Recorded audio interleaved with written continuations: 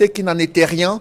Condamné en 2019 à 20 ans de prison pour détournement de près de 18 milliards de francs CFA, Gervais Mendoza n'en a pas fini avec les déboires judiciaires. Au-delà de l'opération d'assainissement dans la gestion de la fortune publique, la mise en place d'un tribunal criminel spécial a-t-elle découragé les tentatives de détournement de deniers publics au Cameroun? Dans les couloirs de la justice, qu'est-ce qui explique l'acharnement contre certains prévenus arrêtés dans le cadre de la crise anglophone et de la crise post-électorale? Sur le plan sanitaire, que compte faire le Cameroun en matière de vaccination contre la maladie à coronavirus? Qu'est-ce qui explique le clair-obscur autour de ce plan national de vaccination? Ces questions brûlantes de l'actualité constituent l'ossature de droit de réponse. Mesdames, Messieurs, bienvenue dans cette émission où le choc des idées fait jaillir la lumière. Et pour cette nouvelle édition de droit de réponse, je reçois sur ce plateau Jean-Robert Wafo. Bonjour. Bonjour Cédric, bonjour la compagnie, ainsi qu'à tous les téléspectateurs de cette prestigieuse émission. Je précise que vous êtes ministre du shadow cabinet du SDF chargé de l'information et des médias. Tout à fait. Et sur le plateau de droit de réponse ce dimanche, un militant du parti au pouvoir, le RDPC, Martin Zan. Martin, bonjour. Oui, bonjour Cédric, monsieur Cédric Noufélé, bonjour à toute la population camerounaise et bonjour encore et particulièrement à la population de Ngouantet dans l'arrondissement de Nkolmetet. Bonjour à tous. Merci d'être avec nous Martin. Sur le plateau de droit de réponse, il est cadre militant du mouvement pour la renaissance du Cameroun, Pierre-Emmanuel Bignam. Pierre-Emmanuel, bonjour. Bonjour Cédric, bonjour à tous mes copanélistes, bonjour à des millions de téléspectateurs de Kinox et en particulier de droit de réponse qui est devenu une prescription médicale tous les dimanches au Cameroun depuis quelques années aujourd'hui. Un bonjour particulier à tous les prisonniers politiques du mouvement pour la renaissance du Cameroun. Merci d'être avec nous ce dimanche. Il est le 4e panéliste sur ce plateau. Il est éditorialiste au quotidien La Nouvelle Expression, consultant sur droit de réponse. Edmond Kamga est avec nous. Edmond, bonjour. Bonjour Céline Noufélé, je salue les copanélistes. Je renouvelle mes amitiés aux millions de téléspectateurs fidèles de cette émission, ainsi que ma sincère affection. Je souhaite surtout bon dimanche de Rameau aux chrétiens. Et d'entrée de jeu, Jean-Robert, vous souhaitiez dire un mot sur cette performance de Francis Ngannou, roi désormais de cette discipline sportive qui a fait à ce que tous les célèbres Francis Ngannou, mais les Camerounais s'interrogent aussi sur cette absence des infrastructures pouvant permettre à ces jeunes, dans d'autres disciplines sportives, de pouvoir exceller comme Francis Ngannou. Pensez-vous que s'il était resté au Cameroun avec la qualité des infrastructures dans sa discipline sportive, il aurait eu cette opportunité de tutoyer les plus grands boxeurs? Le problème, c'est que Ngannou n'a pas commencé, monsieur Ngannou n'a pas commencé par être boxeur. J'aurais appris qu'il travaillait d'abord à Bafoussam, mais dont il faisait dans du sable ou de la terre, ou c'est plus court. Avec vous, pour évoquer ces 36 ans du parti au pouvoir, le RDPC, créé en 1985. 36 ans plus tard, quel bilan faites-vous de la capacité du RDPC d'améliorer les conditions de vie des Camerounais, de répondre aux aspirations du peuple camerounais étant au pouvoir? Oui. Quels sont les indicateurs précis qui vous permettent de pouvoir étayer un argumentaire dans ce sens? Le chef de l'État il avait déclaré dans une interview, il a dit, pensez-vous que nous avons, n'est-ce pas, atteint tous les objectifs prônés, n'est-ce pas, par son livre Rigueur et moralisation, et lui-même a répondu par la négative. Et mais, à côté de ça, il a laissé croire que tout ira pour le mieux. C'est un combat, monsieur Noufélé. Sur le plan politique, le chef de l'État a beaucoup fait. Avec l'élimination des lois de 1966, 68, 77, et il a fait, n'est-ce pas, jaillir d'autres lois, à savoir les lois du 19 décembre 1990. Nous avons une loi sur la libéralisation de l'audiovisuel, qui est la loi numéro 90, bas 052, Pourtant, n'est-ce pas, communication, liberté de la communication. Nous avons tellement de postes, de stations de radio et de chaînes de télévision. La preuve, Equinox bénéficie, n'est-ce pas, de cette loi. Nous avons d'autres lois, n'est-ce pas, sur les libertés publiques. Nous avons les lois, n'est-ce pas, portant sur le maintien de l'ordre, la loi 90, base 054. Nous avons la loi, les lois 90, base 055 sur les libertés publiques. Mais sur le plan économique, le chef de l'État tient. Bon, nous sommes la locomotive de l'Afrique centrale. Nous avons l'autosuffisance alimentaire. Au Cameroun, j'en veux pour preuve. Et je prends tous les Camerounais en témoin. Tout le monde peut manger au Cameroun avec au moins 250 francs. Je m'explique. Nous allons au bord, nous avons des tourneaux d'eau. Nous mangeons le riz de 100 francs et, n'est-ce pas, le poisson de 100 francs. Et à côté, on met le haricot de 100 francs. C'est ce que le RDPC a... C'est tellement nutritif. Moi, je parle sur l'apport des calories. Martin, c'est ce que le RDPC a promis aux Camerounais en matière de nutrition, d'alimentation. Croyez-vous, monsieur, d'aller dans des échoppes de fortune. Croyez-vous, monsieur Noufeli, si vous avez fait le tour de la sous-région, dans aucun pays de la sous-région, on ne mange avec 700. Mais seulement au Cameroun, on mange avec 700. Au Cameroun, nous avons la liberté d'expression. Nous insultons même parfois le chef d'État devant les chaînes devant les plateaux de télévision. Il ne fait rien. La liberté, c'est même devenu parfois même un libertinage. Où on demande au chef d'État, mais il faut frapper la main sur la table parfois. Au Cameroun, c'est un pays où tout se porte bien. Sauf que nous avons des choses à améliorer. Nous devons tous améliorer. Nous ne devons rien attendre de l'État. Attendre tout de l'État, non. Nous devons nous-mêmes aussi, à la maison, avec nos enfants, faire des efforts, mener des combats contre l'adversité que nous oppose la vie et, n'est-ce pas, aller jusqu'au sommet et faire le bonheur, n'est-ce pas, du Cameroun. Après vous, Martin, Jean-Robert Ouafo, 36 ans du RDPC au pouvoir. Est-ce que le bilan que présente Martin, militant de ce parti, vous semble satisfaisant au regard des objectifs que se sont fixés ces militants du parti au pouvoir lors de la création du RDPC et les réalisations faites sur le terrain? Les Camerounais ont pu être témoins de ce que M. Martez en vient de dire. Quand il dit qu'on peut vivre avec 250 francs CFA. Manger, pas vivre. Manger 250 francs CFA par jour. C'est ça, non? Manger, pas vivre. Ok. Les Camerounais ont pris acte que vous êtes manifestement dans un concours de mauvaises blagues. Les 36 ans, c'est ça, du RDPC, vraiment tout esprit doté d'une rationalité, ne peut dire que c'était 36 ans d'échec. Les promesses qui avaient été faites n'ont pas été tenues.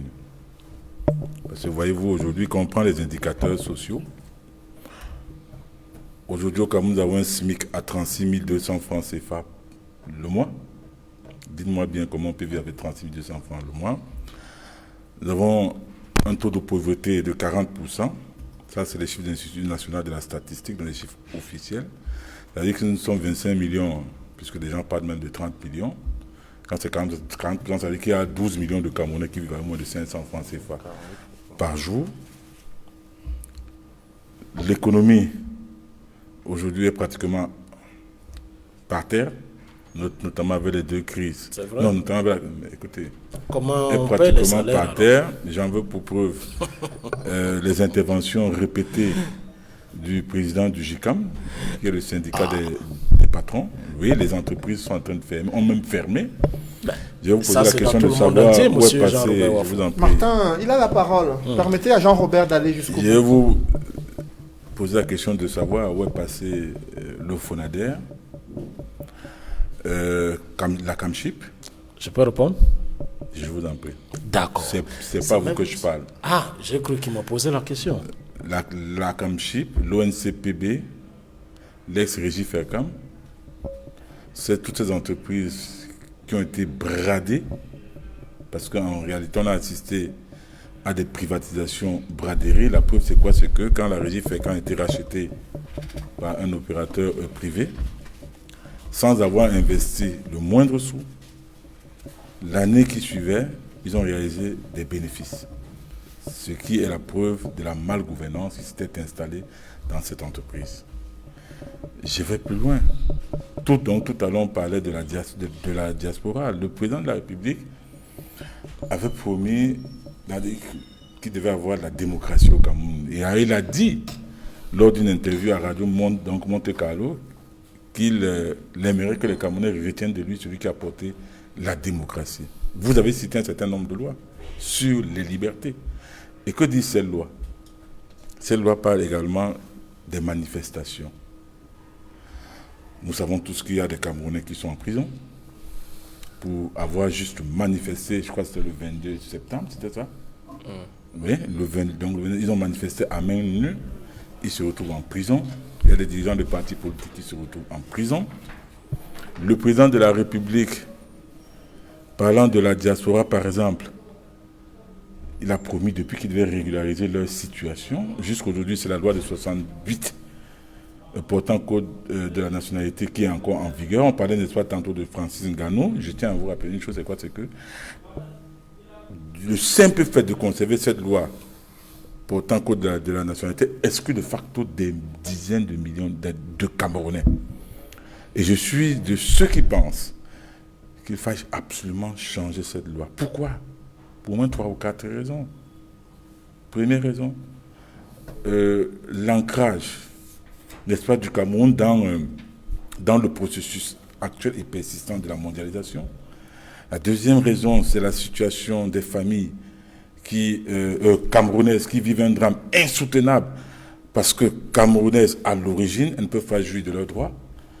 La troisième raison, c'est le rayonnement, comme Francis Ngannou. C'est le rayonnement du Cameroun, c'est l'intérêt supérieur du Cameroun qui passe par le rayonnement de ses enfants à l'extérieur.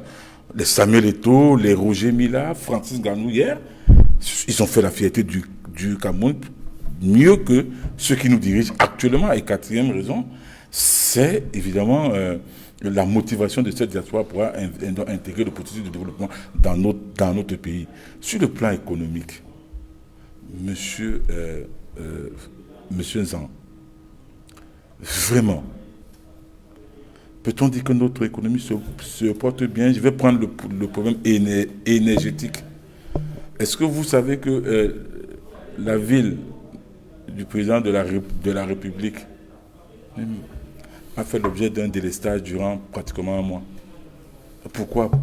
Alors qu'on a mis des milliers, c'est-à-dire que des centaines de milliards de francs CFA pour améliorer la production en énergie électrique. C'est plus de 1200 milliards de francs CFA. Est-ce que cette couverture a pu être améliorée? Non. Alors vous venez nous dire que tout se porte bien. Regardez la dette du Cameroun. Prenez la dette du Cameroun. La Banque africaine de développement vient de dire que le Cameroun court le risque de se surendetter. Qu'a-t-on fait des différentes dettes contractées par le Cameroun? Je tiens à rappeler une chose.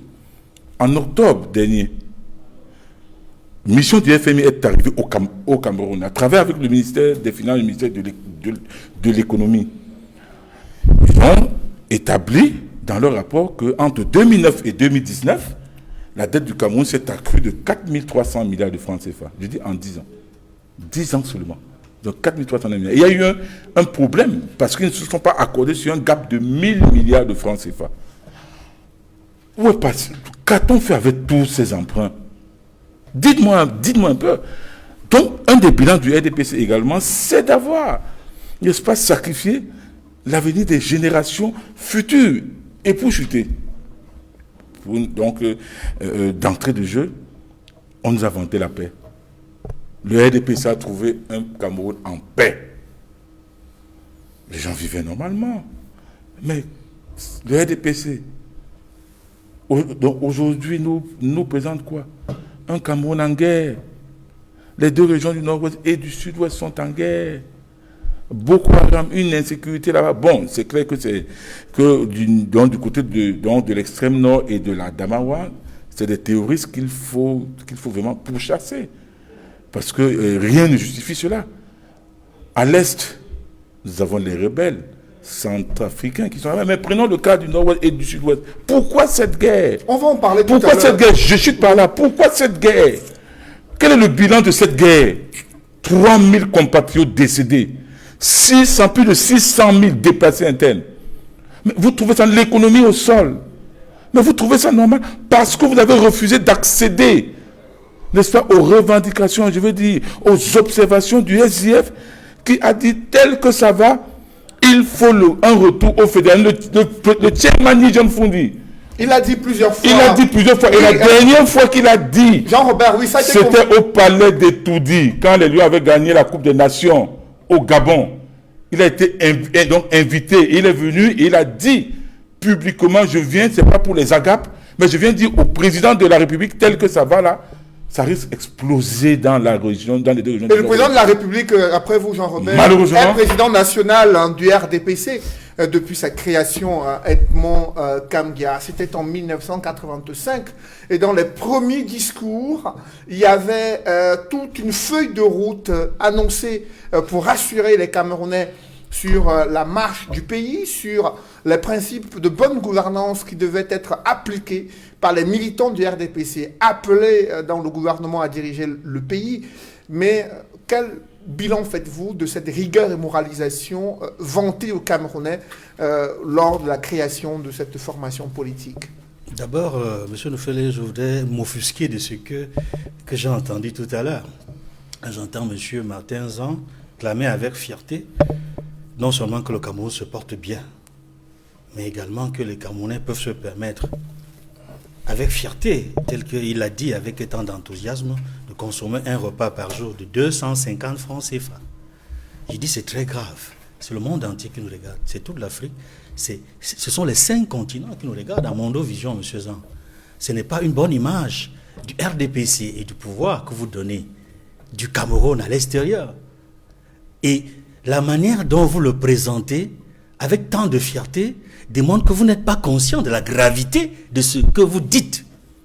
Parce que 250 francs CFA, c'est moins $1. Moins $1 américain par jour pour un Camerounais. C'est la preuve que les Camerounais sont dans une misère, une pauvreté profonde, inimaginable. Et vous trouvez ça normal, M. Zan? Je suis très surpris. Et je suis sûr que même des téléspectateurs sont émus de vous avoir entendu le dire. Dire que le Cameroun se porte bien, ce n'est pas vrai. Le Cameroun se porte très mal. Le Cameroun va très mal. Et je l'ai souvent dit sur ce plateau. Nous sommes passés d'un pays à revenu intermédiaire à un pays pauvre et très endetté. Et l'endettement continue. Ce gouvernement ne cesse de nous endetter. C'est-à-dire que même les générations futures sont déjà endettées. Et je me demande si on va en sortir. Je vais répondre à votre question, M. Nufele. Le 24 mars 1985, l'Union nationale camerounaise devient le Rassemblement démocratique du peuple camerounais lors d'un congrès à Bamenda. C'est ainsi que naît le RDPC, qui a pour président national le président de la République actuelle, Paul Biya. Ce que je vais dire, avant de répondre directement à votre question, c'est un problème grave que nous avons dans ce pays, qui crée une confusion totale et rend difficile la démarcation entre la personnalité du président de la République et la personnalité du président du parti au pouvoir. Le président Paul Biya est à la fois président national du RDPC et président de la République.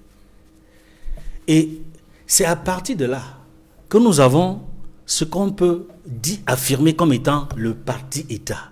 Parce qu'il y a beaucoup d'éléments qui militent en faveur de cette affirmation. Quels sont ces éléments? Voyez-vous, la plupart des hauts commis de l'État, chaque fois qu'il y a des événements, notamment des élections, ou alors des engagements importants au sein du parti au pouvoir, nous voyons descendre sur le terrain des hauts commis de l'État, des hauts fonctionnaires, avec des véhicules administratifs CA. Nous voyons parfois même des autorités administratives, gouverneurs, préfets et sous-préfets, qui vont dans les meetings du RDPC. Et certains ont même affirmé, je ne vais pas citer leur nom, des autorités administratives qui sont clairement du RDPC. Et certains parmi eux, et notamment les sous-préfets que nous avons au Cameroun, ont parfois participé à des opérations de fraude électorale lorsque les élections ont été organisées.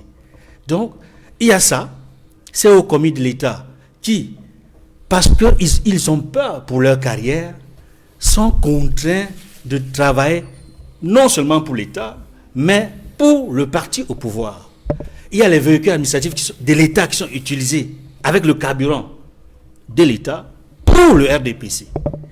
Et on le voit également, je le citais tantôt, des autorités administratives qui accompagnent le parti au pouvoir.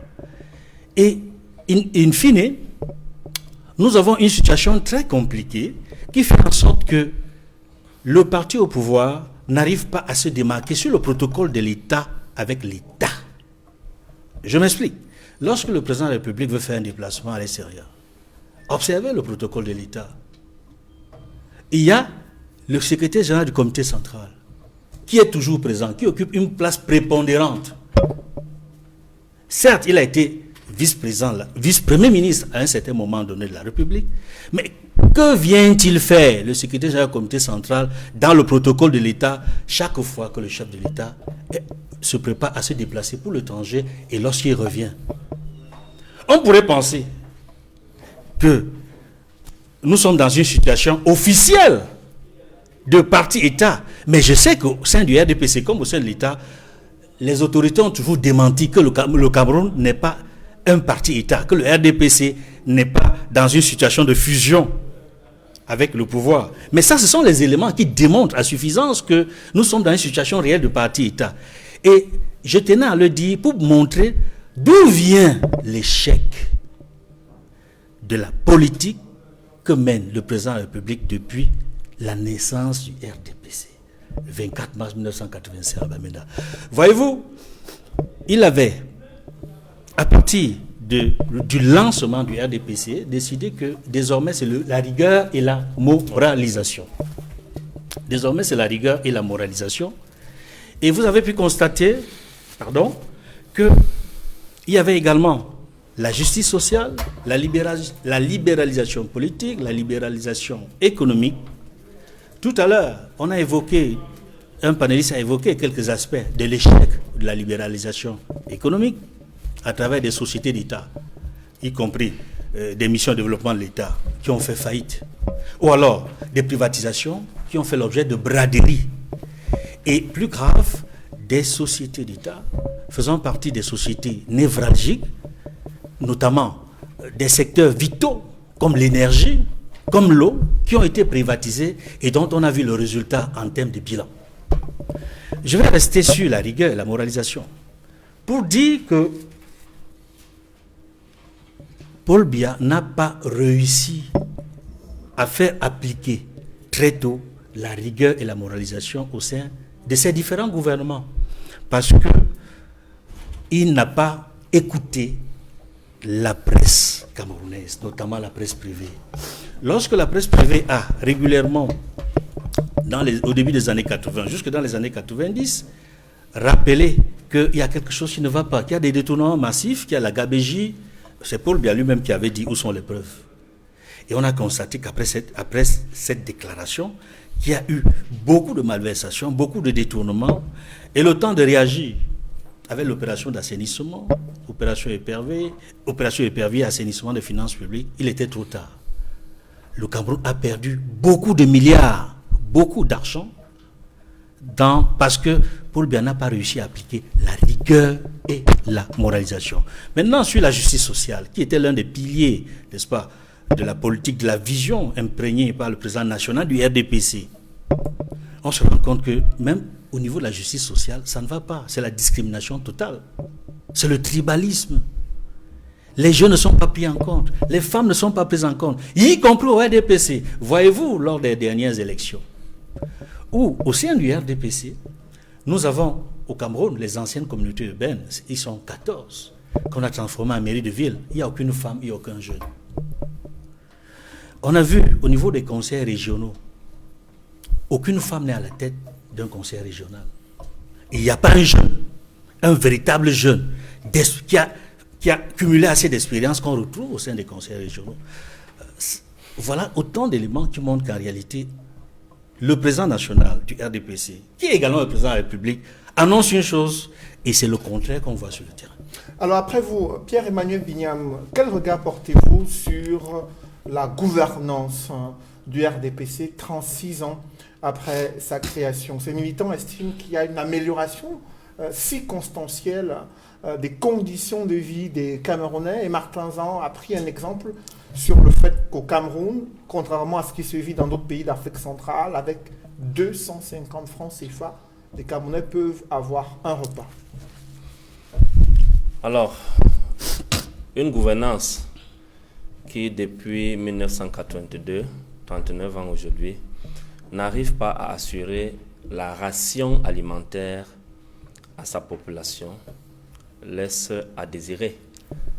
Je vais rappeler à Martin que la ration alimentaire, c'est quoi? C'est la quantité et la qualité d'aliments qu'un être humain est appelé à consommer en 24 heures. La quantité et la qualité.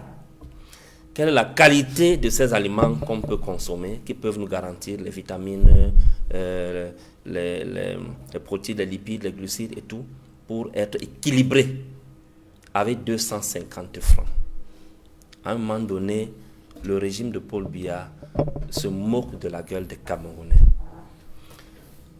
En 39 ans de gouvernance, ce qu'il faut d'abord relever ici, c'est que le RDPC est un parti qui découle de l'UNC.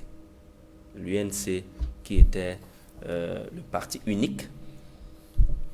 Et curieusement, on constate que le RDPC a gardé les réflexes de parti unique. Quels sont ces réflexes que vous avez identifiés? Ces réflexes de parti unique sont, le tout premier, c'est que le RDPC n'a jamais véritablement accepté le multipartisme. Ils ont fait semblant, le président Paul Biya a donné un multipartisme de façade, une démocratie, une parodie de démocratie aux Camerounais, après le forcing que tout le monde a connu sur la désobéissance civile que les Camerounais ont mis en branle dans en 90 et 91, en l'occurrence pendant la période des villes mortes qui ont embrasé le pays et qui ont paralysé l'économie pendant plus de 6 mois. Fin de compte, le président Paul Biya, et parce que le vent de la démocratie avait tourné avec la chute du mur de Berlin, beaucoup de pays africains ont été touchés par ce phénomène de multipartisme qui était vraiment de façade. Il a cédé à ce multipartisme-là. Mais on constate que depuis cette période-là, à nos jours, la plupart des lois qui ont été promulguées par son régime n'ont jamais été observées. L'une des choses qui remonte en surface, c'est que ce qu'il a réussi à faire, c'est qu'il a mis sur pied des mécanismes qui lui permettent de réviser la Constitution et de se maintenir au pouvoir le plus longtemps possible. Une autre preuve que le régime de Paul Biya n'est pas un régime démocratique, mais plutôt un régime totalitaire. Pendant ce régime, dans son régime, on a observé que, par exemple, la loi de 1990 sur la liberté d'expression et d'association est constamment bafouée. C'est un régime qui a et continue à priver les Camerounais de leur liberté fondamentale. La liberté d'aller et venir, on a vu tout récemment le président élu Maurice Kamto qui a été privé de la liberté d'aller et venir lorsqu'il a été séquestré dans son domicile pendant des mois. Nous avons connu ça aussi avec le président du SDF, le chairman John Fundi, qui a été séquestré après les résultats de l'élection présidentielle de 1992 dans sa résidence en Tarikon. Il a été également séquestré, ce qu'ils ont appelé, le régime a appelé résidence surveillée. Il a été séquestré. On a connu des cas des journalistes qui ont été séquestrés, des enlèvements. C'est un régime qui bafoue tous les droits de l'homme, qui ne respecte aucun droit de l'homme.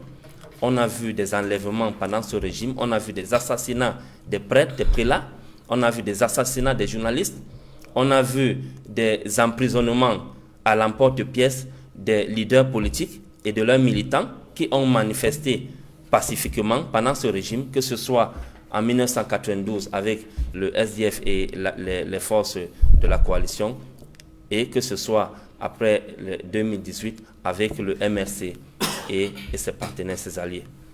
C'est un régime qui ne respecte pas, je parlais de liberté de manifestation tout à l'heure, alors que nous avons une loi sur la liberté de manifestation qui est basée sur la déclaration.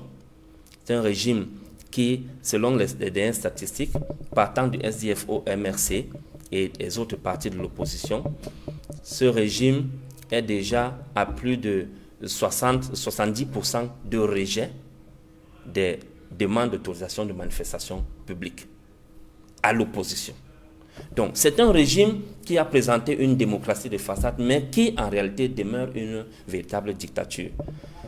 Toujours sur le plan politique, c'est un régime qui a institutionnalisé le tribalisme, de sorte que aujourd'hui, lorsque un leader d'opposition est, par exemple, bamileke, comme le cas de Maurice Kamto, président élu,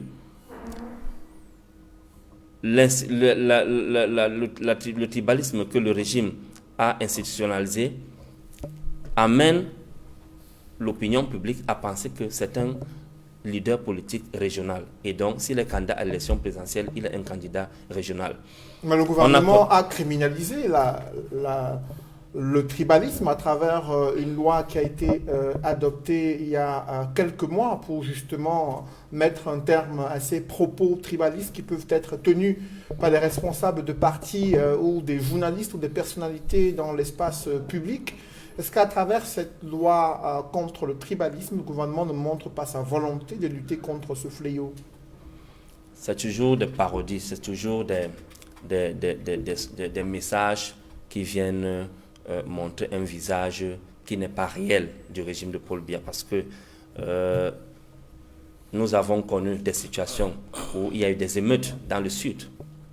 Il y a 2 ans, il y a des émeutes dans le sud où les populations se sont levées, par exemple, pour casser toutes les boutiques de ceux qu'ils ont appelés bamileke, qui habitaient la localité. Alors, on a ce genre de cas qui se produisent encore et encore, sans que le gouvernement ne se prononce véritablement et ne sévisse. On a vu des leaders d'opinion dans ce pays sur des chaînes, sur la chaîne nationale de télévision et sur des chaînes privées, faire la promotion de l'ethnocentrisme et également du tribalisme, sans qu'il ne soit sanctionné et sans qu'il ne fasse l'objet de poursuites judiciaires et autres. Donc, c'est un régime qui a institutionnalisé le tribalisme sur le plan économique et social. Vous allez pouvoir en parler tout à l'heure. Permettez d'abord à Martin Zan de réagir sur ce tableau sombre que dresse l'opposition sur la situation de gestion du pays par le régime RDPC, sur les questions de tribalisme où le parti au pouvoir et le régime sont mis sur le banc des accusés. Que répondez-vous? Je réponds par la négative. L'État du Cameroun ne peut pas faire, ne peut même pas favoriser ce genre d'acte. Je prends tout le peuple camerounais en témoin. Celui qui est allé au Conseil constitutionnel dit que est-ce qu'il faut faire un concours pour être boulou, c'est Maurice Kamto. C'est l'opposition camerounaise. Le président du MRC de M. Bignam. Tout le Cameroun est témoin. C'est Kamto Maurice. Il a dit au Conseil constitutionnel. Et il a été repris par le ministre Grégoire Ona, secrétaire général adjoint du RDPC. Si c'est pour le tribalisme, il a commencé à faire l'ethno-fascisme. Nous le savons tous. Le repli identitaire. Et il est allé jusqu'au Conseil constitutionnel parler des boulous et des bamileke. Sorti de sa propre bouche, Maurice Kamto. Nous avons les vidéos. Bon, je vais revenir sur ce qui concerne la loi numéro 90/0 055 du 19 décembre 1990 portant, n'est-ce pas, manifestation. Il faudrait que M. Bignam, M. Jean-Robert Wafo, M. Edmond Kamgia comprennent une chose. C'est là. Dans cette loi, il y a 3 dispositifs. Il faut lire avant de venir ici. Il y a 3 dispositifs. Premier dispositif, il y a le régime répressif. Le régime répressif dans cette loi qui permet, n'est-ce pas, aux législateurs de fixer le niveau des libertés. Le législateur fixe les libertés, il vous permet de jouir et en même temps fixe les limites. Ça, c'est le premier régime qui est répressif. Dans le second qui est préventif, pour jouir des libertés, il va falloir suivre une procédure. Et dans cette manière de jouir des libertés, nous avons donc le régime de l'autorisation. Le régime, n'est-ce pas, de la déclaration. Et, n'est-ce pas, il y a un autre régime qui m'échappe. À côté de ça, nous avons donc ce qu'on appelle la police administrative, à ne pas confondre avec la police judiciaire. La police administrative, c'est le fait qu'une autorité administrative, pour le maintien de l'ordre public, prend des mesures de sécurité. Voilà, j'en ai terminé avec. Sur le plan économique, M. Jean-Robert Wafo a parlé de l'électricité. Il faudrait qu'on dise aux Camerounais que la couverture en offre d'électricité au Cameroun est de 70%. Aucun pays dans la sous-région n'a 70% de couverture d'électricité. Combien? 70%. Le Tchad en a 8%. Vous êtes décidément... Il faut que peut-être quand vous venez, il faut d'abord lire. Monsieur Lisée, permettez-moi de continuer. Sur le plan économique, le chef de l'État a choisi son canal qui est actuellement bon. Parce que nous avons introduit des actes uniformes OADA pour libéraliser l'économie, le secteur de l'économie, pour que les acteurs privés entrent donc dans le secteur de l'économie. Avant, l'économie était détenue, n'est-ce pas, par l'État, mais le chef de l'État a pris des mesures et a ouvert, n'est-ce pas, au privé, pour que, n'est-ce pas, le privé s'en imprègne et évolue dans cette loi. Le chef de l'État a encore pris une loi, n'est-ce pas, portant sur l'incitation à l'investissement. Au Cameroun, je prends qui veut un défi. Au Cameroun, on a un établissement, on ouvre une société en 2 jours. Pour ceux des Camerounais qui ne savent pas où ça se trouve, regardez où se trouve la banque des PME. Face hôtel La Falaise, résidence La Falaise, sans publicité bien sûr. Allez, vous verrez une plaque et à cet endroit, on ouvre la société en 2 jours. Voilà. Je mets le Cameroun. Ça c'est une localisation dans la capitale économique du Cameroun. Mais avant de poursuivre, Martin, vous avez évoqué les différents régimes concernant la liberté de manifestation publique au Cameroun. Mais l'opposition estime que à chaque fois que des formations politiques déclarent leurs manifestations, il y a un rejet, une interdiction systématique qui est observée depuis de nombreuses années. Seules les périodes de campagne électorale, on observe cette tolérance ou cette possibilité pour les partis politiques de se mouvoir. En dehors de ces campagnes électorales ou périodes électorales, il est difficile pour le SDF et le MRC d'organiser des manifestations publiques pour partager leur point de vue politique sur la gestion du pays.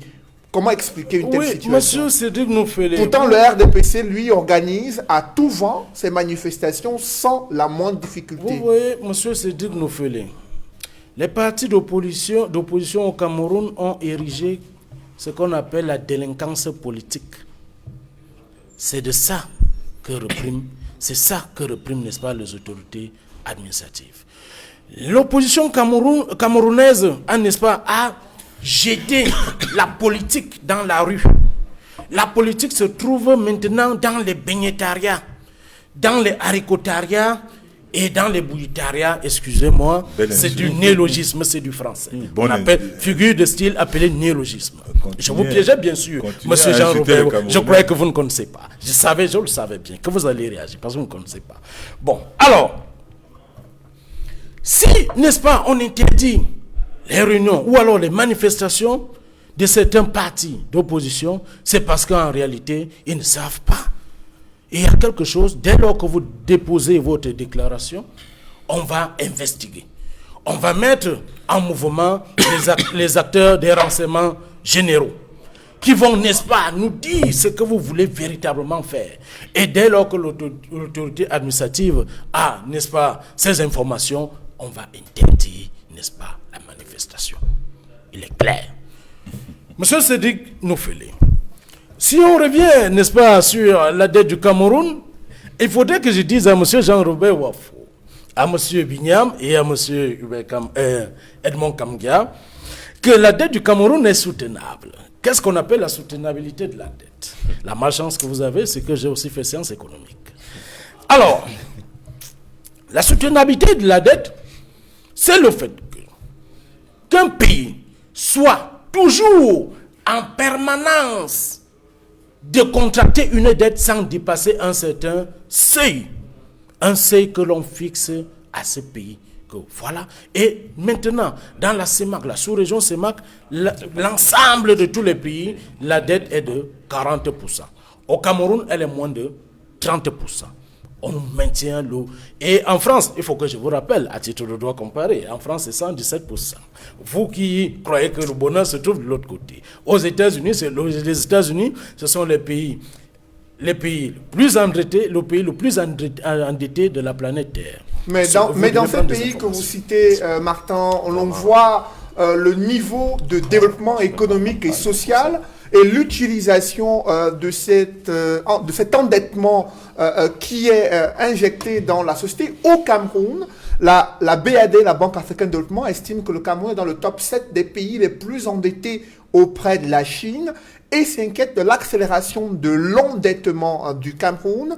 La BAD estime par exemple qu'il y a dans ce portefeuille de la dette du Cameroun des centaines de milliards de francs CFA qui n'ont pas été décaissés jusqu'aujourd'hui à cause des projets immatures, à cause des difficultés et des tracasseries administratives dans l'élaboration des projets. Comment vous réagissez face à ces critiques formulées dans la gestion de la dette et la gestion des finances issues de ces multiples emprunts? Oui, je commencerai, n'est-ce pas, par la Chine qui est fixée. Pourquoi on n'a pas parlé de la France qui est notre plus grand partenaire? Pourquoi on n'a pas parlé, n'est-ce pas, de la Russie? Pourquoi on n'a pas parlé des autres acteurs? Des acteurs, n'est-ce pas, originels des relations internationales? Pourquoi on n'a pas parlé de cela? Pourquoi on s'est fixé sur la Chine? Il faut comprendre que lorsque le Cameroun contracte une dette auprès de la Chine, c'est parce que le taux de remboursement, le taux d'intérêt est, n'est-ce pas, bas. Et c'est ce que nous recherchons. C'est pourquoi aussi l'État du Cameroun, de temps en temps, fait, n'est-ce pas, ce qu'on appelle l'emprunt obligataire. C'est parce qu'on cherche à minimiser les coûts, à amenuiser, n'est-ce pas, les coûts. Bon, monsieur Cédric Nofélé, la BAD, la Banque africaine de développement, elle a, n'est-ce pas, sorti ces informations et il faudrait qu'on les vérifie. Et si, n'est-ce pas, ces informations sont avérées, nous allons tous ensemble, tous les Camerounais, nous allons, n'est-ce pas, améliorer. Vous devez comprendre que ceux qui dirigent le pays, aujourd'hui, nous sommes de ceux qui ne dirigent pas. Demain, parce que vous croyez que c'est facile. Lorsque vous serez là-bas, vous comprendrez aussi que c'est difficile. Mais ça fait 36 ans déjà pour le RDPC qui voit la majorité de ses militants être membres du gouvernement, être dirigeants d'entreprises publiques, être positionnés dans la gestion des finances publiques. Comment aujourd'hui, 36 ans plus tard, vous pouvez dire aux Camerounais que c'est une difficulté alors que ça l'a fait déjà 36 années? Même aux États-Unis, même en France, on a condamné le président, l'ex-président Sarkozy. C'était pourquoi? C'était pour de l'argent. On a condamné Mitterrand, c'était pourquoi? Mais ça ne date pas. Ce sont des affaires d'hier. Mais à côté de ça, monsieur Cédric Nofélé, il faut que les Camerounais comprennent. Nous n'avons pas d'arriéré de salaire au Cameroun. Toutes les sociétés, à part celles qui ont été, n'est-ce pas, victimes du Covid, et qui, peut-être, moi, parce que je n'ai pas cette information, je n'ai pas vu une entreprise fermée, mais je sais que les entreprises privées ont reçu, n'est-ce pas, de l'aide de l'État pour n'est-ce pas, survivre. Il faut comprendre, M. Cédric Noufelé, qu'est-ce que je disais encore? Vous étiez en train de parler du Covid, l'impact du Covid sur les entreprises. Effectivement. Il faut donc que Monsieur Zang, les Camerounais comprennent. nous Nous ne pouvons pas être en difficulté financière et continuer avec des grands chantiers. Nous avons des complexes.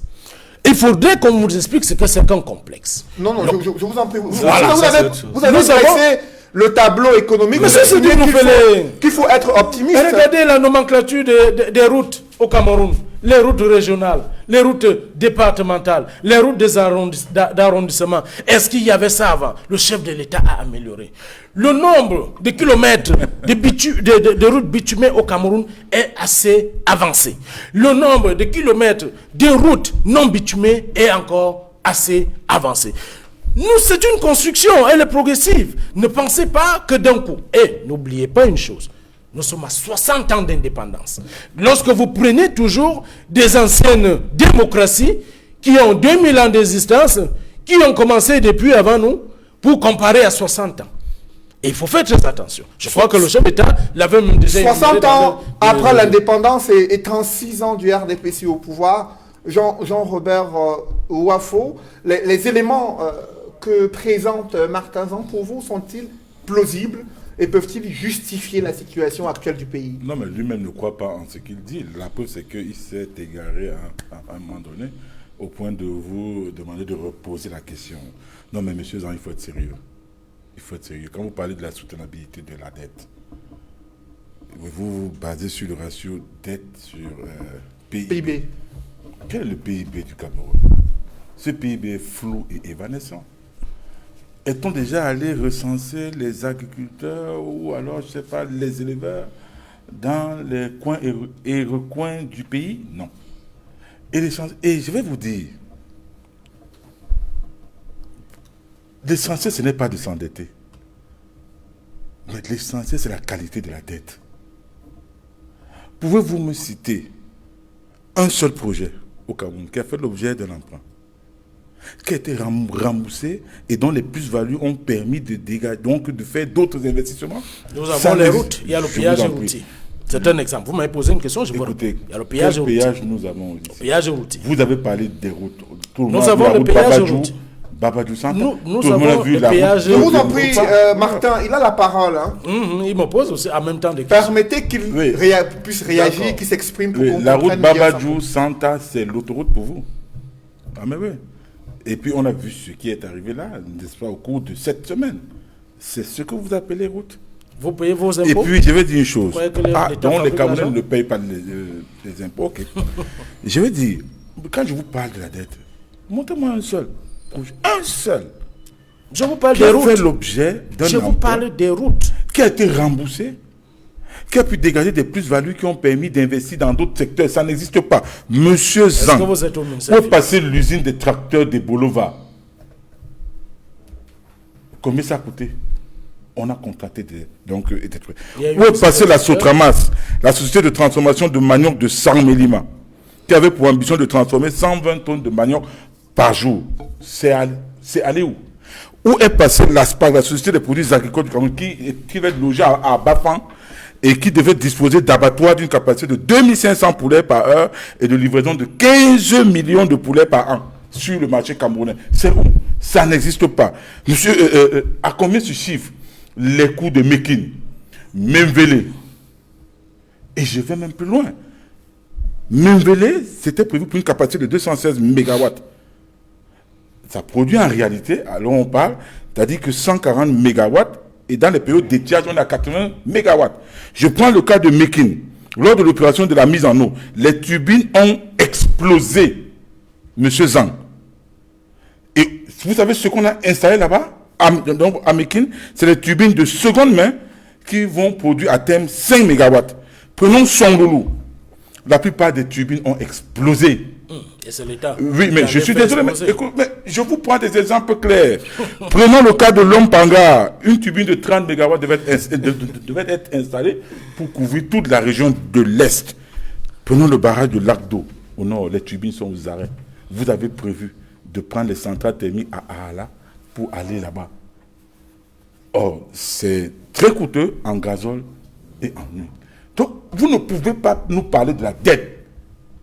Vous avez sacrifié les générations futures dans ce pays. Maintenant, parlons des libertés.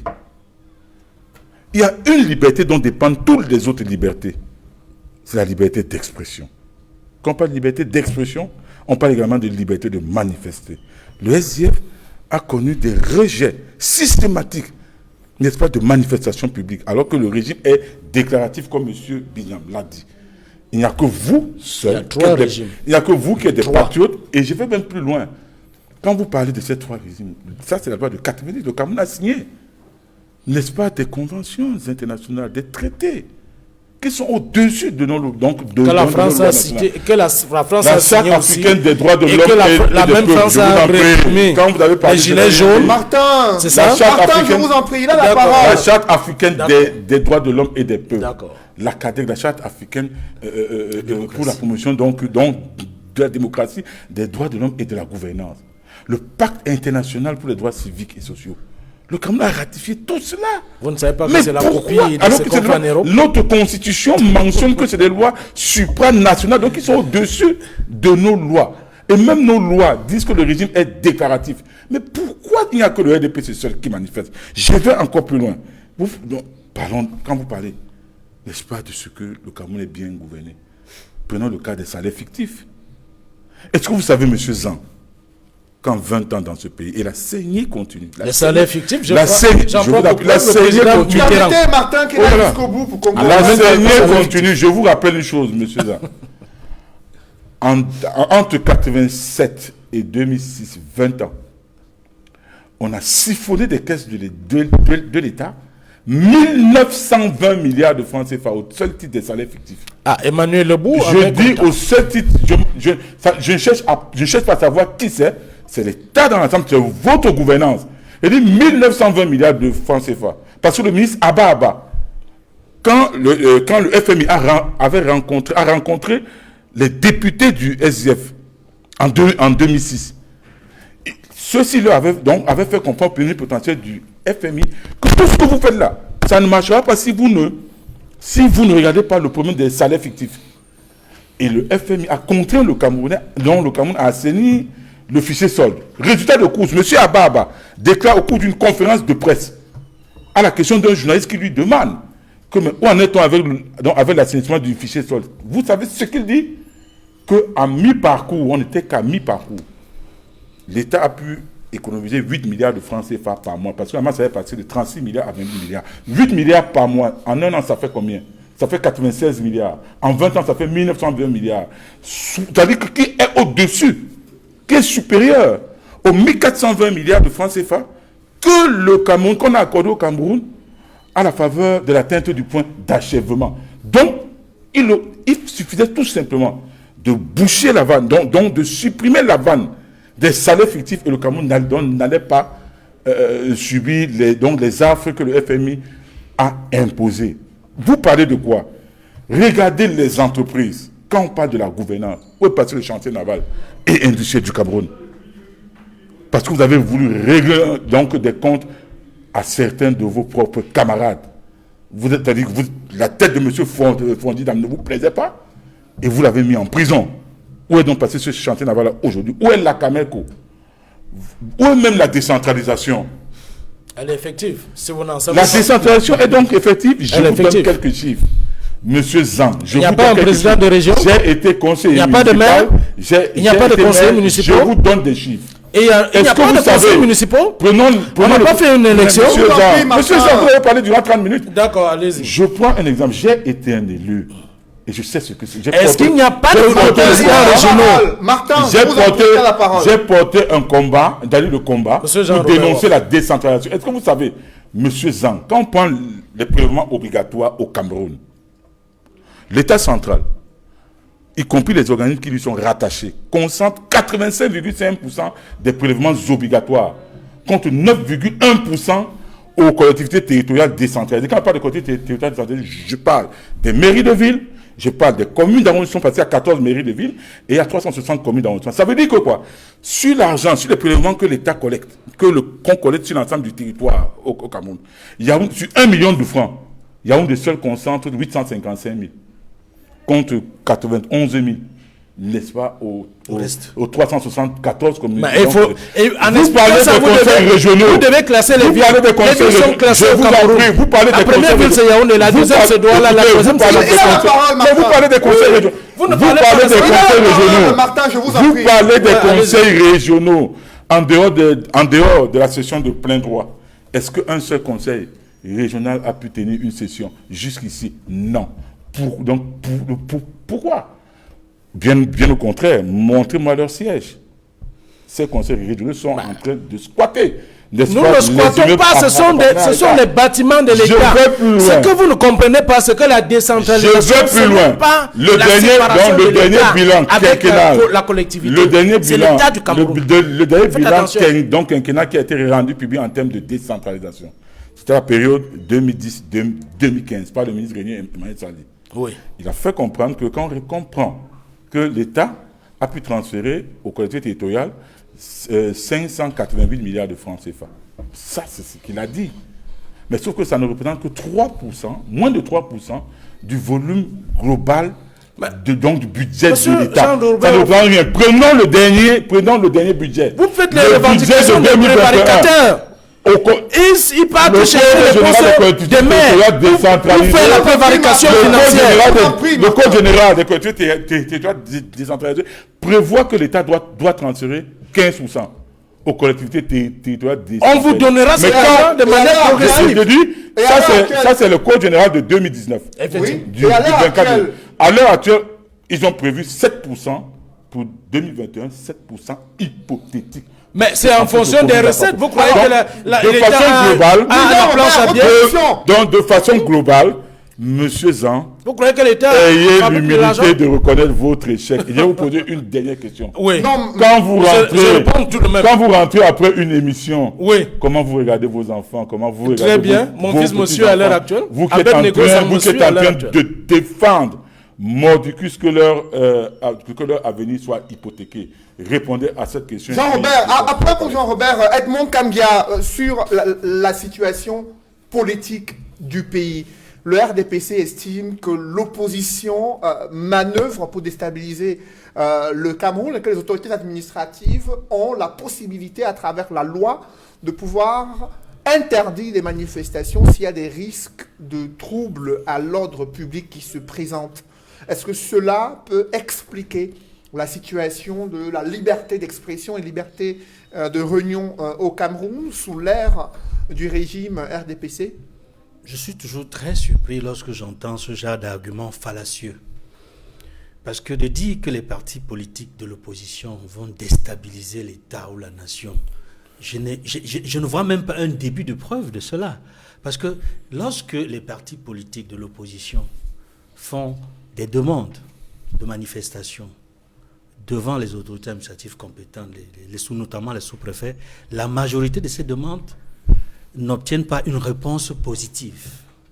Très souvent même, lorsque on constate que lorsque ces demandes sont d'abord acceptées, par la suite, alors que le parti ou les partis entendent s'organiser pour manifester, pendant la manifestation, ils apprennent que la manifestation a été interdite.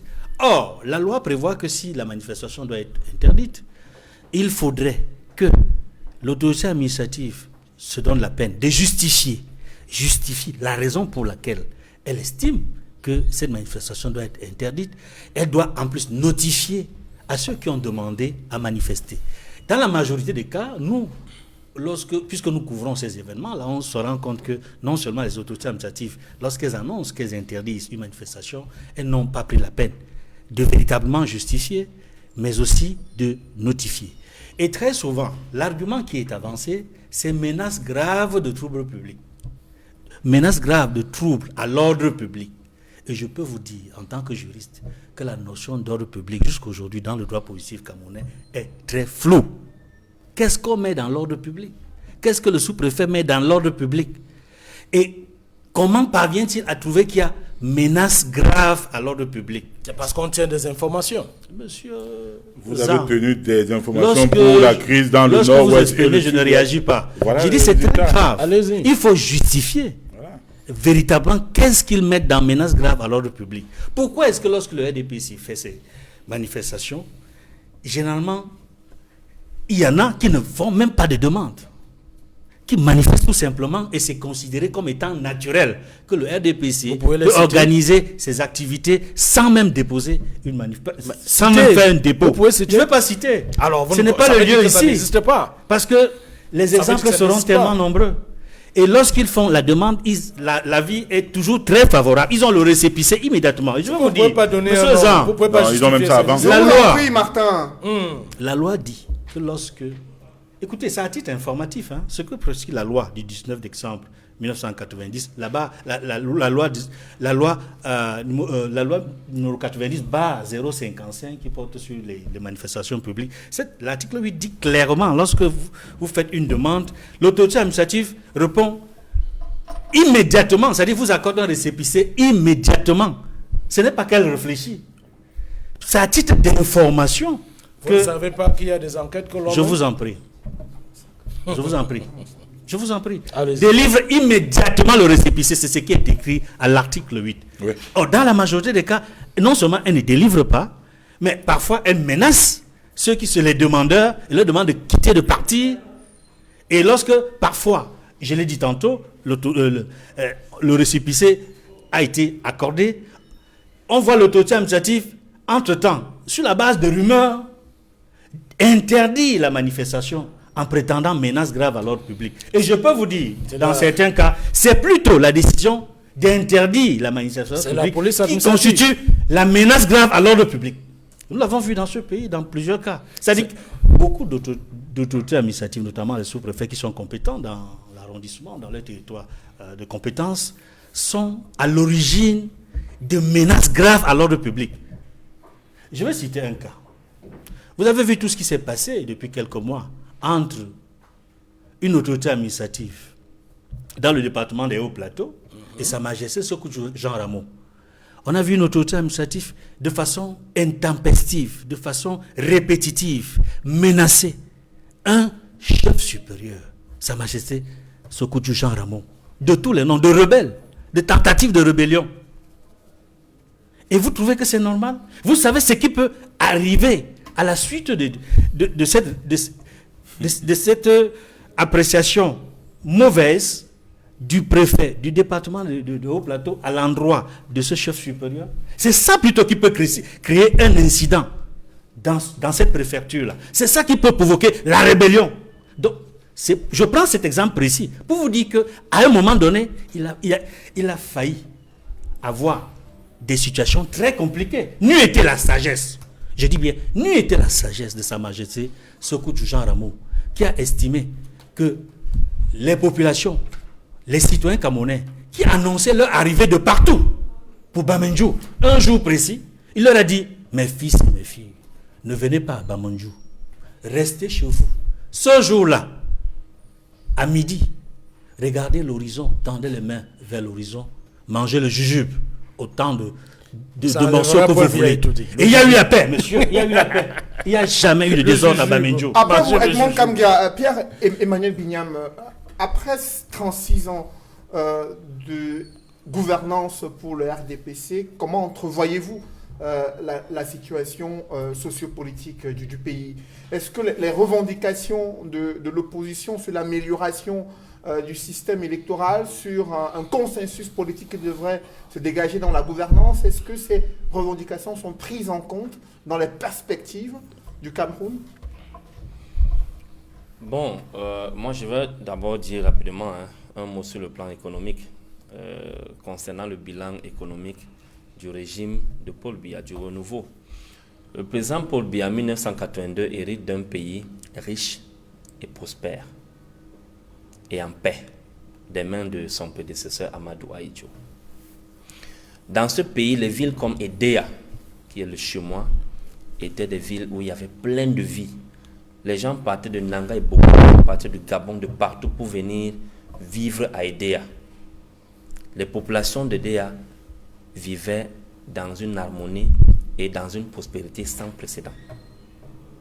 Les villes comme Konsamba étaient des pôles industriels et des pôles agricoles dans notre pays.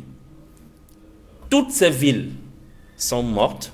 Ah bon? L'exode rural s'est accru des populations partant de ces petites villes pour des grandes villes, Douala et Yaoundé, à cause de ce que le régime du président Paul Biya a tué l'économie qui était mise en place par Aïdjo dans ces villes-là. Je prends le cas de la ville de Déa, où il a systématiquement fermé la Cellucam.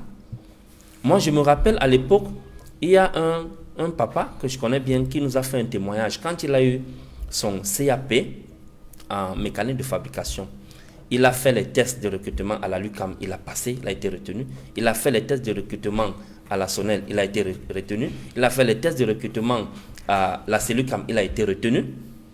Maintenant, il avait l'embarras de choix. Malheureusement ou heureusement pour lui en ce moment-là, et malheureusement pour lui après, il n'a pas pu lire l'avenir sous la boule de cristal. Il a choisi la CELUCAM. Il a choisi la CELUCAM. Où il a été recruté, il gagnait un très bon salaire. La CELUCAM lui donnait un salaire qui était le double de celui de la LUCAM. Et pareil pour celui de la SONEL. Mais quelques années plus tard, lorsque Paul Biya arrive au pouvoir, il ferme la CELUCAM et plonge la Sanaga maritime dans les ténèbres et dans une misère. Il a fait pareil pour les sociétés agricoles qu'il y avait dans la région du Mungo. Konsamba était une ville qui bouillonnait de vie, remplie de vie et de monde. La plupart des populations de l'Ouest ne s'arrêtaient en Konsamba, faisaient leur vie en Konsamba, très peu continuaient au niveau du littoral, c'est-à-dire au niveau de la ville de Douala. Toutes les activités, les sociétés agricoles qu'il y avait en Konsamba sont fermées aujourd'hui. La ville n'est plus que l'ombre d'elle-même. Alors, c'est un régime qui a trouvé que le Cameroun avait l'autosuffisance alimentaire. L'exemple que M. Zhang lui-même a donné cet après-midi, qu'il a personnellement enterré, est une preuve de ce que, avec 250 francs, le Cameroun n'est plus en mesure d'atteindre aujourd'hui l'autosuffisance alimentaire. Parce que je vous ai défini ce que c'est que la ration alimentaire. Qui détermine avec 250 francs, on ne peut pas avoir une ration alimentaire équilibrée en une journée. Et tout à l'heure, Edmond a parlé, il a évalué ces 250 francs comme étant moins $1.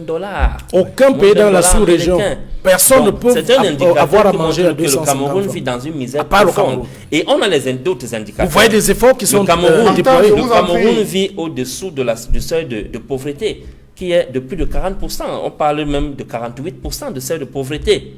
Ça, ce sont les indicateurs que nous avons. Nous savons que notre SMIC, c'est 36 000 francs. 36 000 francs. Et ce SMIC-là est le dernier même en zone CEMAC. Oui. C'est le dernier en zone CEMAC. Alors que le Cameroun est Vous connaissez le SMIC du Tchad? Vous connaissez le SMIC du Tchad? Est-ce que vous connaissez le SMIC du Tchad? Donc, ces indicateurs sont des indicateurs très graves. Nous avons, par exemple, il parlait du domaine de l'électrification, que je connais très bien.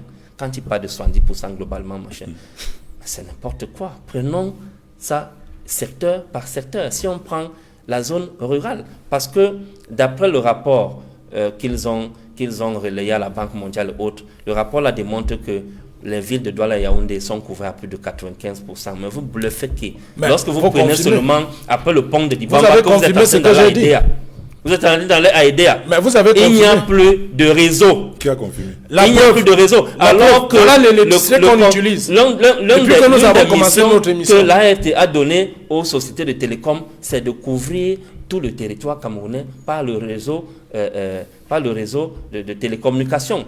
Vous partez, vous êtes sur les grands axes routiers où les accidents se produisent en longueur de journée à cause du mauvais état de Cameroun qui doit aller, parce que la dernière fois, à l'hémicycle, le ministre Traoré lui-même a fait vous me dites, c'est l'État du Cameroun qui doit prendre le volant. Il a fait un rapport sur la qualification des états de la route. C'est eux-mêmes qui ont sorti le terme des routes en très mauvais état. Et plus de 80% du réseau routier de Cameroun est en très mauvais état. Et à savoir que sur ces réseaux routiers, il n'y a pas de réseau de télécommunication. Ça veut dire que les gens font des accidents, décèdent, et c'est des heures après qu'on puisse venir au secours de ce monde-là. Alors, c'est très grave ce genre d'indicateur. Si nous prenons le secteur, toujours dans le secteur de l'électricité, nous prenons les zones rurales. Les zones rurales ont une couverture de 29%. C'est ce que vous dites. Il y a l'agence d'électrification rurale. La population qui est concentrée à dites que le chef de l'État a créé l'agence d'électrification rurale. Ne représente même pas 8 millions d'habitants. C'est une population qui est autour de 6 à 7 millions d'habitants. Sur un pays qui compte près de 30 millions d'habitants. Ça veut dire qu'il y a plus de 20 millions de les zones sont tellement urbanisées. Dans les zones rurales. Dont les enfants ont besoin de la lumière pour apprendre leurs leçons, pour étudier. Dont les petites industries locales, les boulangeries, les petites industries artisanales ont besoin de la lumière pour faire la transformation. Ces populations-là sont couvertes à 30%. Et ce n'est plus 28%, il parle de 30 maintenant.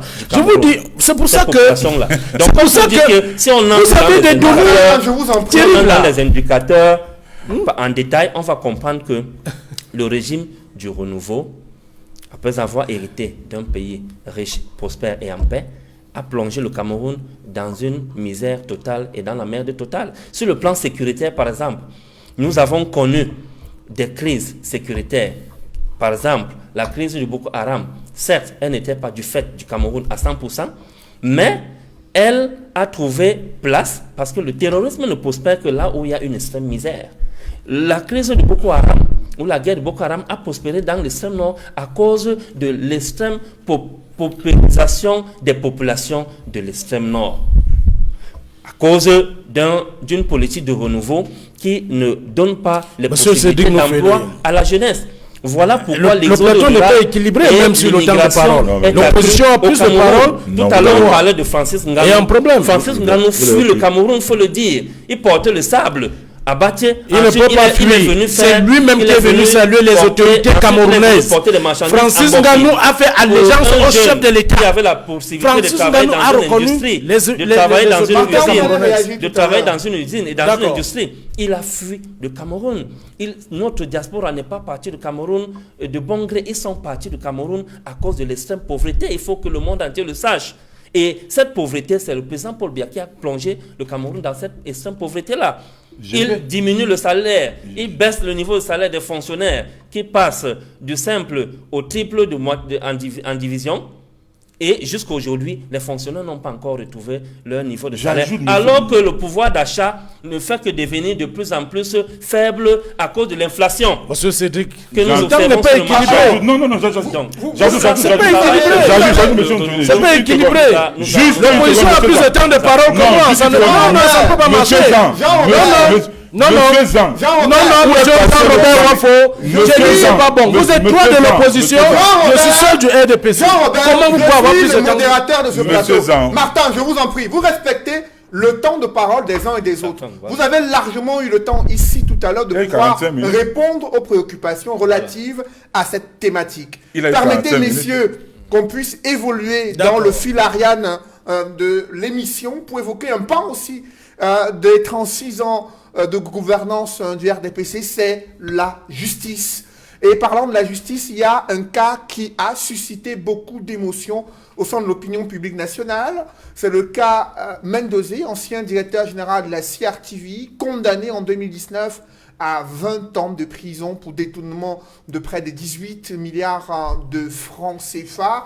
Il est apparu amaigri, très malade, Martin, dans une vidéo devenue virale et tout le monde a appelé à sa libération. Donc on même dit qu'il y a une mise en liberté grâce à une grâce présidentielle et rien n'a été confirmé officiellement par un acte venant du président de la République ou une quelconque autorité gouvernementale. Comment appréciez-vous ce cas précis qui suscite énormément d'émotions au sein de l'opinion publique? Oui, le professeur Gervais Mendozé, ex-directeur de la CRTV, vous devez d'abord comprendre que c'est un homme âgé. Et comme tous les hommes âgés, il y a toujours des bobos. On a toujours des problèmes de santé. Même s'il était en liberté, il devrait toujours avoir les mêmes problèmes de santé. Donc, ça n'aime personne. Bon, prenons donc le cas particulier de ce haut commis de l'État. Il a été condamné à 20 ans d'emprisonnement ferme. Parce qu'on lui reproche, n'est-ce pas, le fait d'avoir détourné 18 milliards.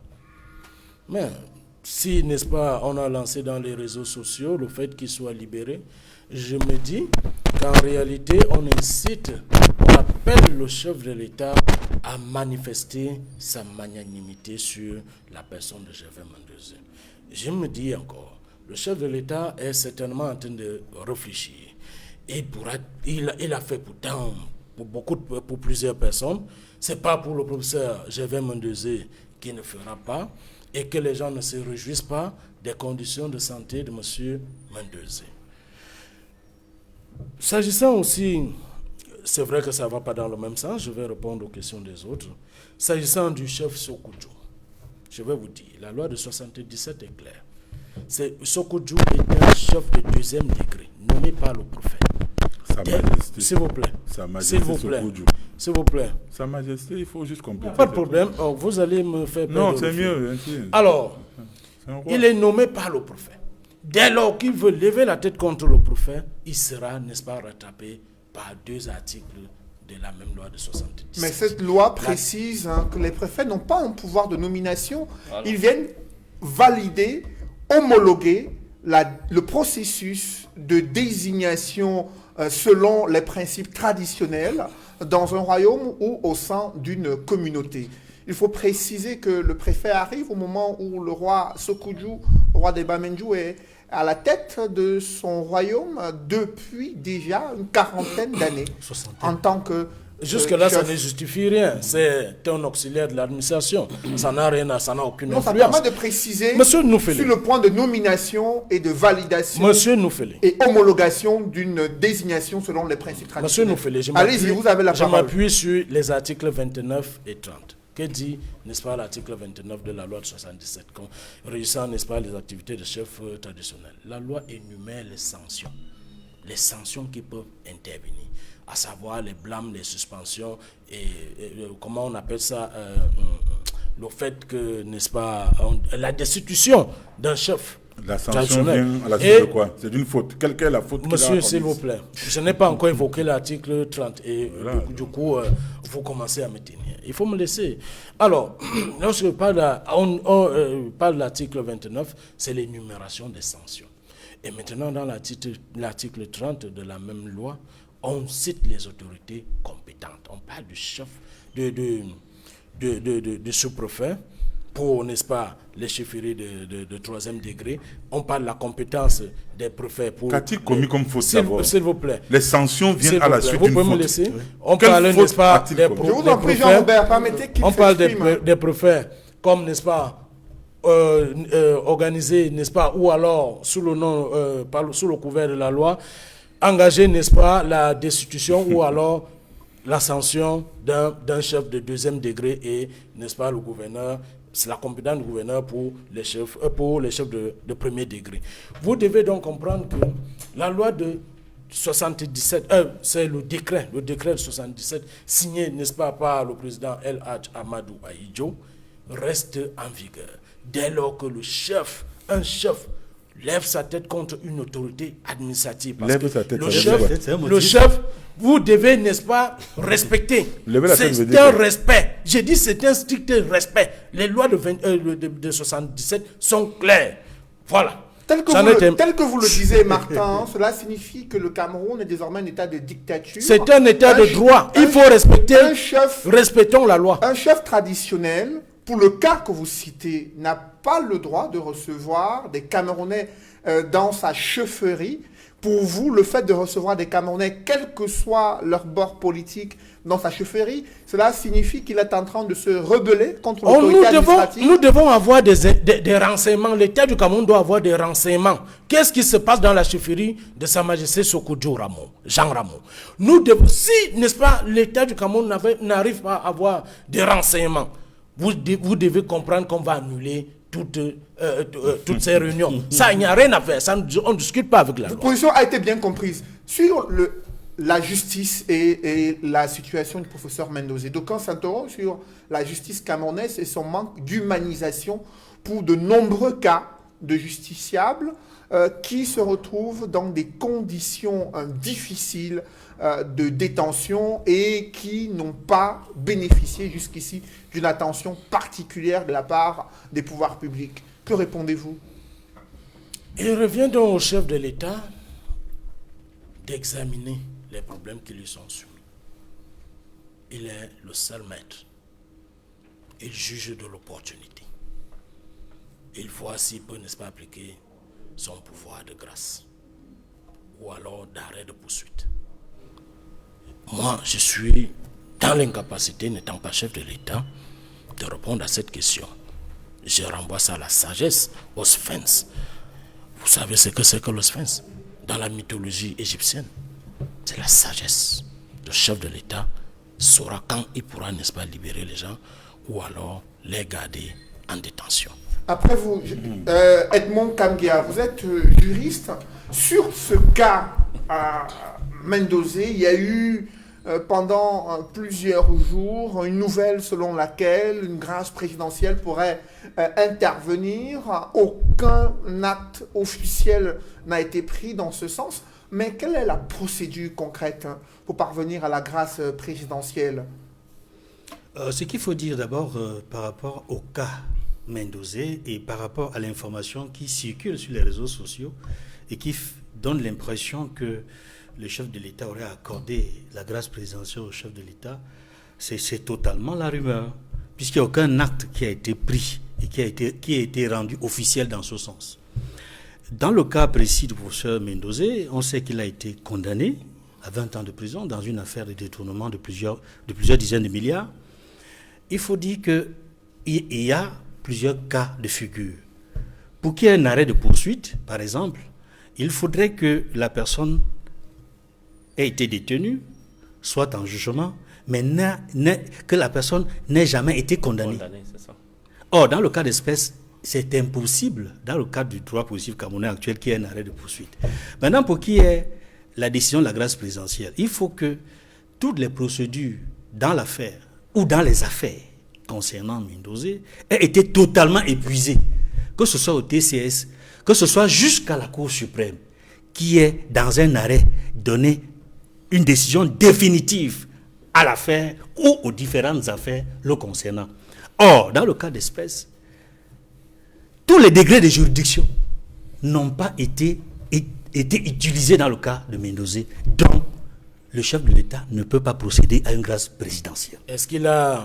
Je vous en prie, Martin, permettez qu'il aille jusqu'au bout, qu'on comprenne son point de vue, l'analyse qu'il fait. Oui, Edmond Kamgia. C'est pour cela que je disais que il ne peut pas avoir d'arrêt de poursuite, il ne peut pas avoir de grâce présidentielle. Et je l'ai indiqué tout à l'heure. Si il a déjà été condamné, il ne peut donc pas avoir d'arrêt de poursuite. Pour qu'il y ait grâce présidentielle, il faut que tous les degrés de juridiction aient été utilisés. C'est-à-dire que, par exemple, que Mendozé ait fait appel. Et que, après l'appel, l'affaire soit allée jusqu'à la Cour suprême. Et que la Cour suprême se soit prononcée. C'est ce que vous devez donc expliquer. C'est ce que j'ai dit, mais vous n'avez rien compris, non, monsieur Zan. Je l'ai déjà dit. C'est moi qui vous amène à dire. Maintenant, je détaille. Mais écoutez, monsieur Jean, j'ai l'impression que votre compréhension n'est pas à la mesure de ceux qui font souvent ce plateau. Vous faites comme tous les hommes politiques. Quand parce vous n'avez que pas d'argument, maintenant, j'explique vous invectivez, un peu plus en détail pour que vous puissiez comprendre. Mais ce que je dis maintenant, je l'ai déjà dit. Je l'ai déjà dit. Et les téléspectateurs, je les mets à témoin. J'ai expliqué qu'un arrêt de poursuite, ce n'est pas possible. Une grâce présidentielle, ce n'est pas possible. Et je le redis pour la deuxième fois. Vous n'aviez pas compris. Quand on ne comprend pas, on demande. Et je l'ai expliqué tout à l'heure. Vous n'avez pas compris. C'est moi qui vous amène à dire qu'on peut interjecter appel, on peut aller en pouvoir en cassation. C'est moi qui vous amène à l'autre. Savez-vous ce qu'on appelle les degrés de juridiction? Je suis juriste, monsieur. Et je prépare un doctorat, monsieur. En droit, bien sûr.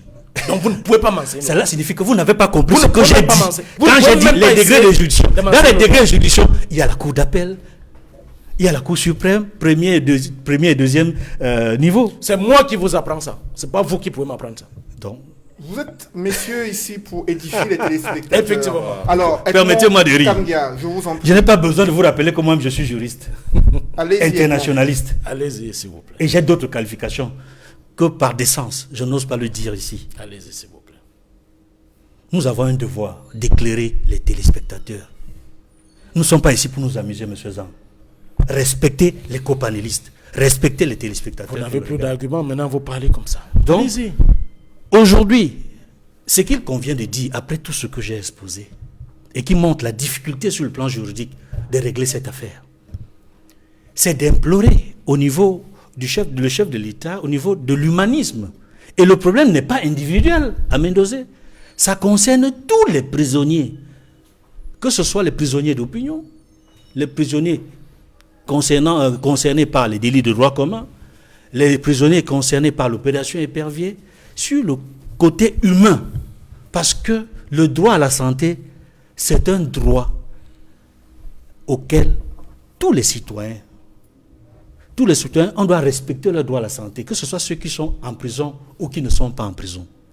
Et dans ce sens-là, quand vous regardez un peu les images qui ont circulé dans les réseaux sociaux, vous voyez bien qu'il est dans un établissement hospitalier. Il est déjà pris en charge. Or, certains sollicitaient une évacuation sanitaire, visiblement pour l'étranger. Mais on constate qu'il est suivi. Il est déjà suivi dans les hôpitaux au Cameroun. Et je pense que si ce suivi est de bonne qualité, il pourrait peut-être, avec de bons médecins, avec un bon accompagnement, recouvrer la santé. Je souhaite donc, et je disais que ce problème pose le problème global de la santé des détenus au Cameroun. Il faudrait que tous les détenus, quelles que soient les charges pour lesquelles ils se sont retrouvés là, quelle que soit l'inculpation, qu'ils soient véritablement suivis chaque fois qu'ils sont malades. Il ne faut pas qu'il y ait la discrimination entre les prisonniers, entre les détenus au Cameroun. Au-delà de l'affaire Mendozé, Pierre-Emmanuel Bignam, il y a également la situation judiciaire des militants du mouvement pour la renaissance du Cameroun qui font face à la fois à la justice militaire et la justice civile. Et depuis plusieurs mois, plusieurs années, certains sont en détention. Alors, quel est le point aujourd'hui? Comment vous appréciez le cas Mendozé, dont on appelle à une grâce, ou du moins une manière, une stratégie visant à le libérer, et la situation d'autres justiciables, en l'occurrence vos camarades politiques? Paul Biya ne va pas nous amener sur un terrain où tout le temps on va implorer sa grâce. Parce que Paul Biya n'est pas Dieu. Lui-même, il a un Dieu au-dessus de lui qu'il craint et qui nous a tous donné la vie. Il est hors de question que tout le temps les Camerounais sont en train de mendier sa grâce. Notre constitution nous a donné les lois qui permettent au Cameroun de fonctionner comme une république. Et l'une des missions qui revient à l'État, c'est d'assurer la santé de ses populations. Parce que la grâce dont on est en train de demander là pour le professeur Gervais Mendozé, c'est pour qu'il puisse être évacué. On ne demande même pas la grâce en fait pour qu'il soit libéré de prison. Parce que si le problème de santé ne se posait pas, la politique de santé qui est très mauvaise au Cameroun, on ne parlerait pas de la grâce de Mendozé. Il serait en train d'être très bien soigné. On ne parlerait pas de l'évacuation sanitaire de Yves-Michel Fosso et bien d'autres prisonniers. On a vu comment est-ce que des prisonniers présentent des pathologies. L'autre jour, j'ai eu un témoignage à la prison de Newbel, où certains de nos détenus nous font état de ce que il y a certains prisonniers, même parmi eux, et ceux qui, en dehors des prisonniers du MRC, et même parmi les prisonniers du MRC, il y en a qui développent des pathologies qui sont déjà visibles, mais qui sont négligées. On n'arrive pas à leur donner la possibilité ou la liberté de se soigner. Les petites pharmacies les petites pharmacies, oui, qu'on a mis disposées dans les prisons, ne permettent pas de prendre en charge très bien les prisonniers. Maintenant, on connaît que dans nos hôpitaux, il n'y a pas de plateau technique pour pouvoir prendre en charge certaines pathologies. Voilà pourquoi on parle toujours d'évacuation sanitaire. Et ceux qui ont mis cela en place, c'est le président Paul Biya et les pontes de son régime. Voilà pourquoi aujourd'hui, ils sont tous coincés. Ils sont tous coincés parce qu'ils sont en train de vivre le fruit de ce qu'ils ont planté depuis. C'est-à-dire, ils n'ont pas réussi en 39 ans à mettre à disposition des Camerounais des formations sanitaires et des plateaux techniques qui puissent permettre à ce que les Camerounais se soignent aisément. Maintenant, il y a aussi le problème de l'humanisation des prisonniers. On a vu des images choquantes dans les réseaux sociaux. On a vu les prisonniers de la crise anglophone qui sont Camerounais être enchaînés sur des lits d'hôpitaux avec un physique de squelette. C'est-à-dire que quelqu'un est en train de mourir, il est sous perfusion, mais il est enchaîné pieds et mains. C'est inhumain. Le Cameroun montre un visage hideux au monde entier et à la communauté internationale. Nous pensons que l'humain doit être au centre de préoccupation de toute politique dans le monde entier, qui n'est pas seulement l'apanage du Cameroun. Mais ce n'est pas le cas. Entrez dans les prisons, vous allez voir les gens qui sont malades. Il y en a qui deviennent fous, qui ont atteint le niveau de démence. Il y a des gens qui deviennent des prisonniers, qui deviennent fous, qui sont enchaînés. Même jusque-là, cela n'attire pas l'attention de l'administration pénitentiaire. L'administration pénitentiaire elle-même est dépassée. Voilà pourquoi on a voté on a mis sur pied le nouveau code de procédure pénale qui permet de désengorger les prisons. Lorsque le domicile de quelqu'un est identifié ou identifiable, qu'il puisse comparaître libre. Mais les prisons sont de plus en plus pleines de monde. Et c'est cette promiscuité qui est à l'origine de la plupart des pathologies qui tuent les prisonniers. Après vous, Pierre-Emmanuel Bignam, Jean-Robert Ouafo, à côté du cas Mendozé, il y a de nombreux justiciables, des prévenus en prison depuis plusieurs mois.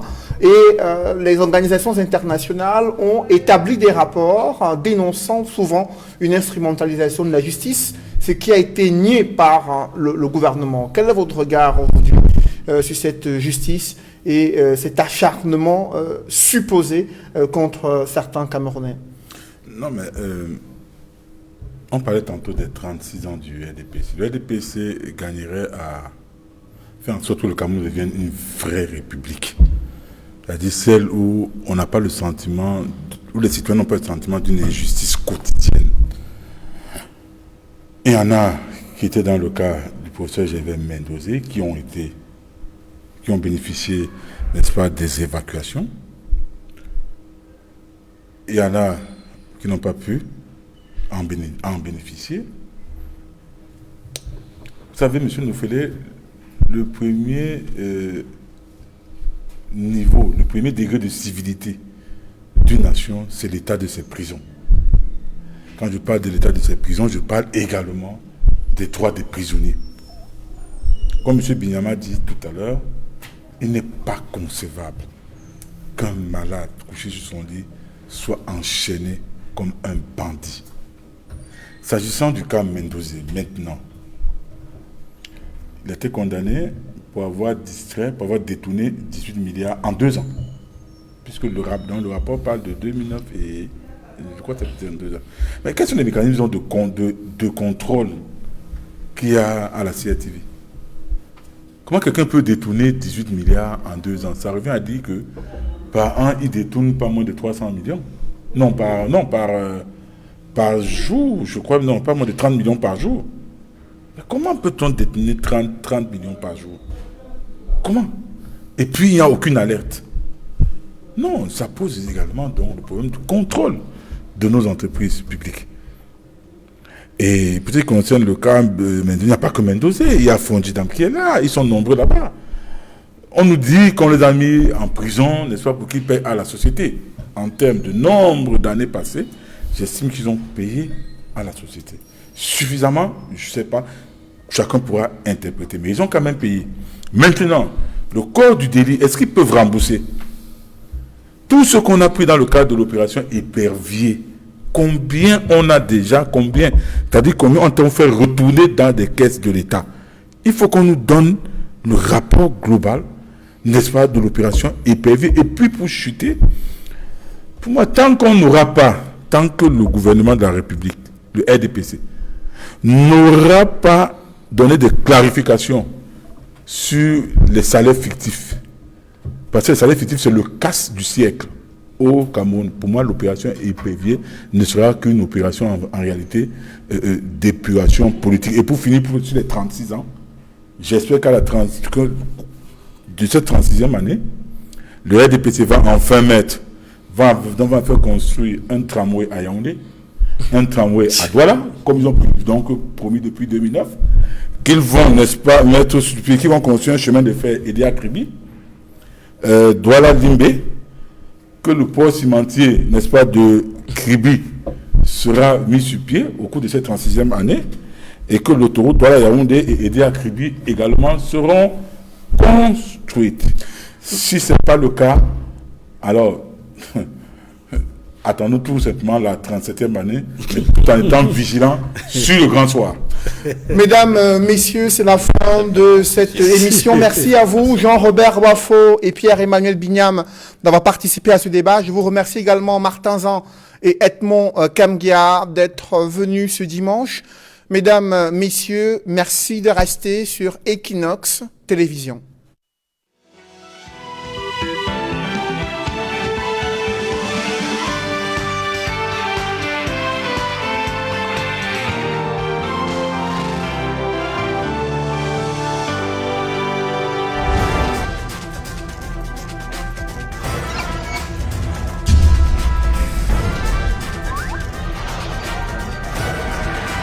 Equinox Télévision, au-delà de l'image, nous rendons compte. Hold your man, hold my own. Sexa. You get your love, I get my own. Sexa. Holam. Botingo. Kesham. Botingo. Les DJ sont devenus des artistes. Les journalistes sont devenus des artistes. Je ne sais pas ce qui se passe au Cameroun, que jusqu'à présent, l'artiste n'est pas noble de son art. Chacun parle du droit d'auteur, parle de ceci, cela. Ils ne comprennent même pas de quoi il s'agit. Il faut d'abord que les gens soient éduqués, que ces artistes comprennent même de quoi il s'agit. Une fois, j'ai appris qu'il y avait des répartitions et que Kotobas avait reçu 100 000 francs CFA. Ça m'a laissé rigoler. J'ai rigolé, j'ai coulé une larme. J'ai dit, Seigneur, excusez-moi. Oui, on s'y attendait, on s'y attendait. Fallait s'y attendre. Allez-y, lâchez-vous. Je me suis inscrit à l'école d'amour, tout simplement pour apprendre à t'aimer, avec un lendemain tout plein de lumière. Une chose est sûre, ma vie est faite pour toi. Mais il y a une partie que j'aime bien. Hein. Oh, laquelle? Avec toi, tout est différent. Tout est unique. J'ai retrouvé le sourire, j'ai retrouvé la paix. Tu es la lumière, maman, oh, qui éclaire mon chemin.